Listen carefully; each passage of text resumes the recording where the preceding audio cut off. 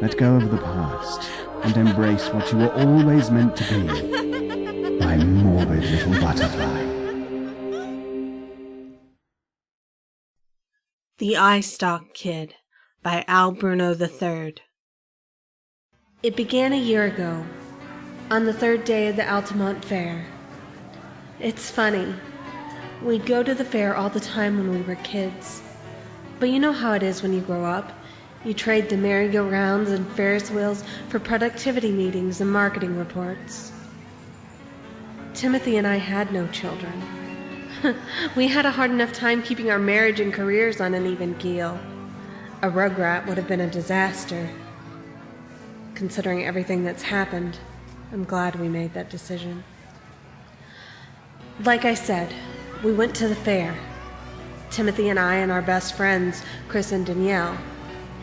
We were all in our middle 30s. Our stomachs were too weak for the really exciting rides, and our minds were too cynical for the games of chance. There was still plenty to do and see, though.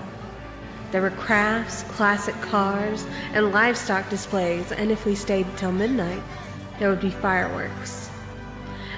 And of course there was the food.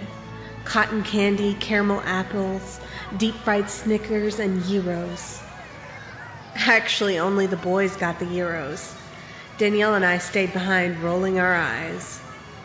They just got done saying how full they were, but the sight of a girl working the gyro stand fired up their appetites. She was barely legal and barely dressed. We let them have their fun. The girl wouldn't dress like that if she didn't want to be ogled, right? Besides, the look on their faces when they actually tried to eat those half-burnt things was worth it. We might have called it a night right there if one of us hadn't spotted the black tent.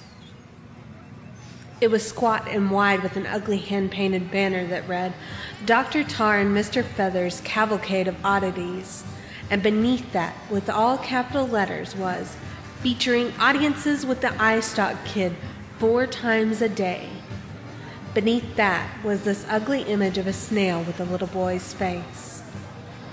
What's an Eyestalk Kid? We could find out, Chris said. I've never seen a real freak show. Me either, my husband replied. It was $10 a head to get in. The babushka-wearing woman working the ticket booth frowned when we asked her to break 100 and asked if we had something smaller. We didn't, so she transformed the act of making change into a minor tantrum. Does your boss know you treat your customers like this? Danielle said. I am Dr. Tarr. She shot back. I am the boss, smartass. We should have turned back right then, told her to take her cavalcade of human oddities and shove it.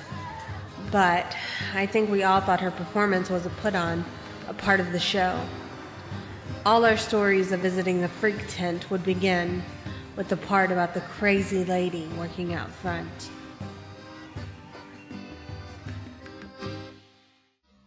The inside of the tent was lit with clusters of Christmas lights. Canvas partitions divided one part of the tent from the other. Each of those cramped fabric-walled rooms held its own display or performer. The first section of the tent was just displays. Pictures of other sideshow displays from years gone by, taxidermied 2-headed calves, and misshapen fetuses preserved in jars of formaldehyde. Everything was streaked with grime.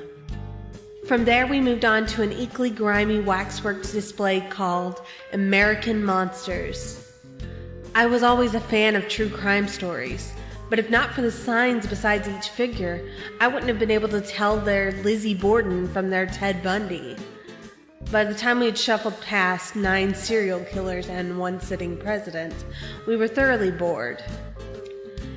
In the next part of the tent, there was a banner that proclaimed, "Behold the unicorn, creature of legend." The unicorn, however, was nothing but a deformed goat with a single horn jutting from its head. It bleated at us and glared from a single misshapen eye. None of us, or any of the other people that paid $10 to get in, were impressed. The line moved forward again, bringing us into the presence of human oddities, Howard Huge, Nora the tattooed lady, and the amazing Reginald. Nora the tattooed lady looked to be in her middle 70s and had to walk across the stage with the help of a cane. Howard Huge looked no heavier than the subject of your average reality show, and he never looked up once from his smartphone. The amazing Reginald scowled contemptuously at the audience as he bloodlessly shoved needles through his arms and face. By the time the amazing Reginald's performance had reached the glass-eating part of the show, we were all feeling like fools. We'd been parted with our hard-earned cash with the promise of seeing something grotesque up close and in person. We were rubes. Timothy turned to say something to me, an apology, I'm sure, when a frail-looking man in a Hawaiian shirt stepped out from behind a hidden fold in the tent.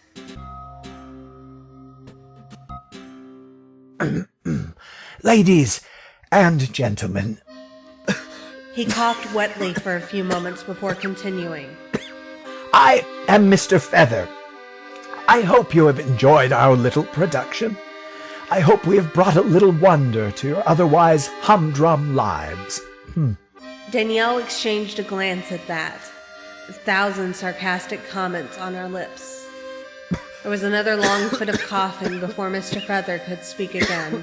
But now you stand on the precipice of a true revelation. At this moment, in a specially prepared aerobionic chamber, the Eyestalk Kid and his hermaphrodite harem await. No one knew what he was talking about. Aerobionic chamber? Hermaphrodite harem? It was getting warm in the tent, and there was an aquarium odor filtering into the chamber. Mr. Fether drew the curtain back, revealing an empty pegboard wall. There were voices chanting behind that wall, wet whispers of "ALLELUIA" repeating over and over again. After some more coughing, then Mr. Fether spoke again. For a mere $50, you may gaze upon the Eyestalk Kid. You may hear one of his famous sermons and risk his blessing. $50? Timothy said. Jesus, you want more money? The Eyestalk Kid and his disciples have specific needs that require specific payments. Mr. Fether explained as the Alleluias grew louder and louder.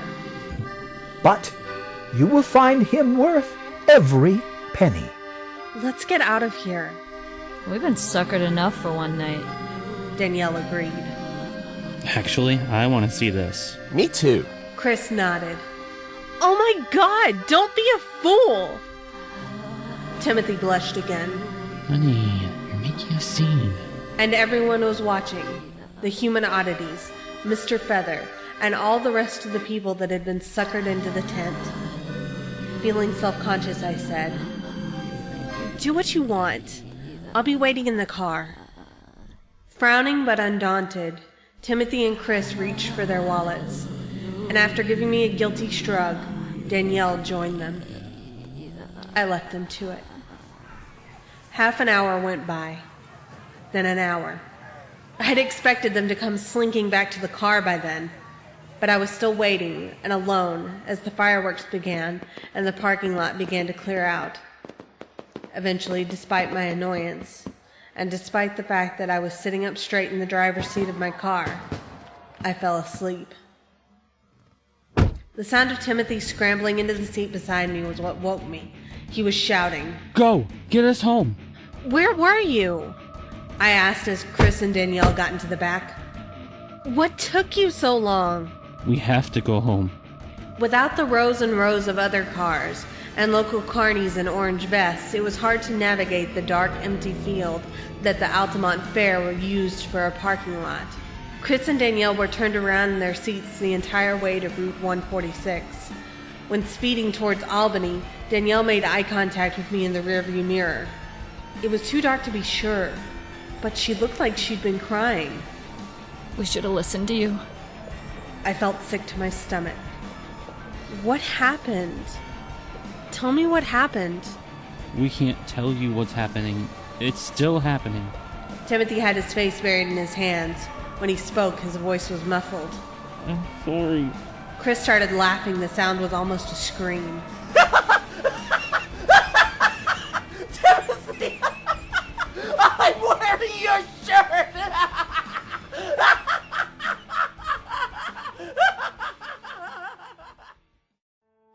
Timothy barely spoke to me the next day. He said he wasn't feeling well, so I let it pass. When I got home from the office, I found him lying under the bed covers and mumbling. He wasn't running a temperature, but his skin was clammy to the touch. Since I had no sick time left, I decided to sleep on the recliner. The next morning, I found him cocooned in the blankets and sheets. Everything was soaked with sweat that had a swampy odor to it. Timothy wouldn't speak more than 2 words to me, but those words were, Love you. I started to worry he might have gotten food poisoning from that Euro slut. He could barely lift his head off the pillow, so I had to call him in sick to work. His boss was really pissy about it, but there's no way Timothy could even drive himself in, never mind about actually doing any work. 4 times. I tried to call him 4 times during the course of that day, but he never answered. Every call went to voicemail. I tried texting his cell phone, but that was no better. Right before I headed out to my last meeting of the day, I gave Danielle a quick call to see how she and Chris were doing. I barely recognized the voice that answered, and the only reply to my question was a garbled, "Oh, wait."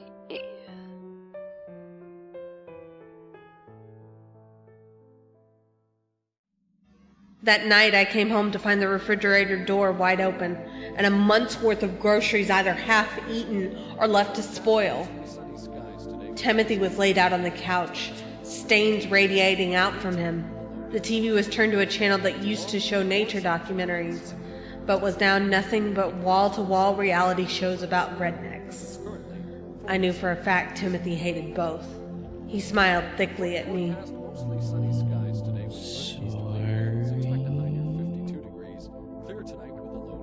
I'm sorry.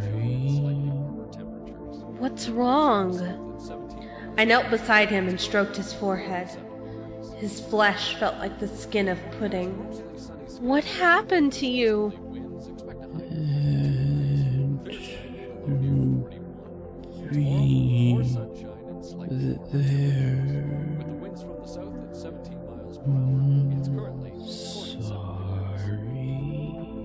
The phone started ringing. A premonition made me want to ignore it, but I didn't believe in premonitions then. Hello? A watery voice said back. No one called my husband Tim except for me, and even then only when we were making love. He'd always been a Timothy, ever since childhood. Who is this? Sorry, Alex. I'm sorry.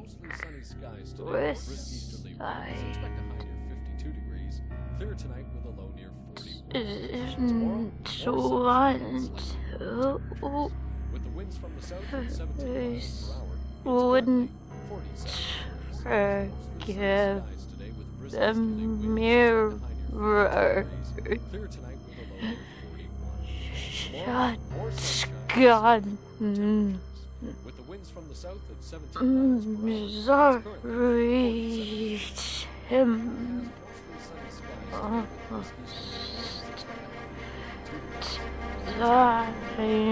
to go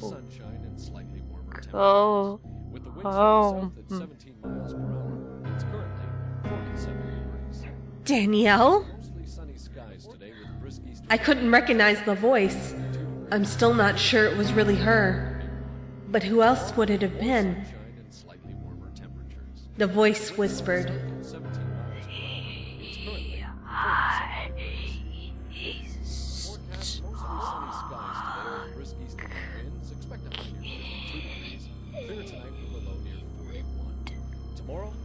Timothy gurgled a reply from his spot on the couch.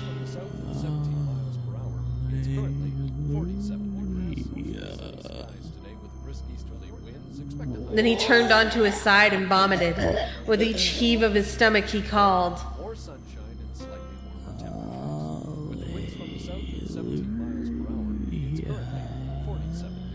I wanted to call 911, but my fingers wouldn't move.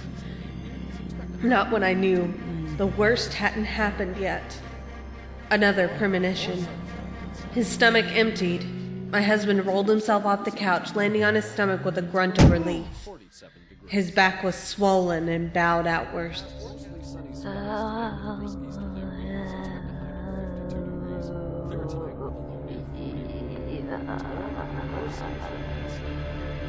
The voice from the phone said. Then he put his face down in a puddle of his own sick and started slurping.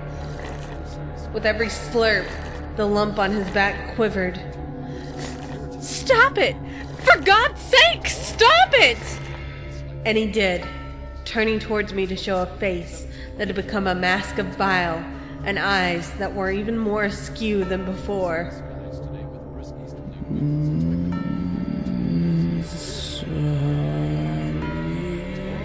Then his eyes changed. The eyes I had looked into with love and anger and indifference so many times over the last 7 years began to shift, slipping out of his skull onto stems of writhing pink muscle. The last thing I saw before I fainted was his gaping eyelids, brimming with tears.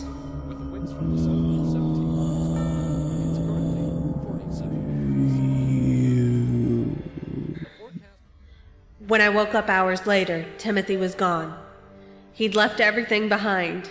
His wallet, his clothes, his wedding ring. I called the police and found out that they were already coming to see me. Chris was dead. They weren't sure if it was a suicide or foul play, and Danielle was nowhere to be found. The police didn't want to hear about Dr. Tarr and Mr. Fether and the Eyestalk kid. They had already decided for themselves what had happened. It was an affair. My husband and my best friend. Chris had found out, and it had driven him to suicide. I'd found out too, and my broken heart had sent me into a delusional state. Now it's a year later, and the Altamont Fair is back in full swing. And this letter was supposed to reveal everything. It was supposed to tell you why the black tent might have been harder to find this year, even though it was almost doubled in size. I was going to tell you what I saw when I paid my $100 to see the Eyestalk kid in the aerobionic chamber. I wanted to write down, word for word, what he said and reveal to you the rites my body performed as my mind screamed for it to stop. But now, I know I can't. It was hard enough for me just to write all this. I have to hit the keyboard of my laptop with bruising force just to make the letters appear. My fingers won't hold their shape, and my eyes can't focus on what's right in front of me.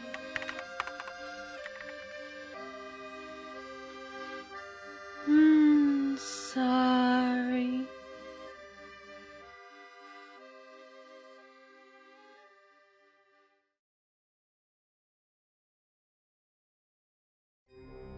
You have been listening to The Eyestalk Kid by Bruno III, featuring the voice talents of Krystal Donahue as Alice, Richard Garner as Chris, Josh Price as Timothy, Tanja Milojevic as Danielle, Maureen Boutilier as Dr. Tarr, and Rish Outfield as Mr. Fether.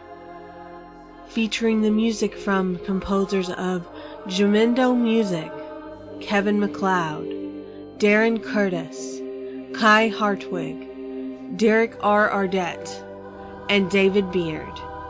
Details featured in the description below.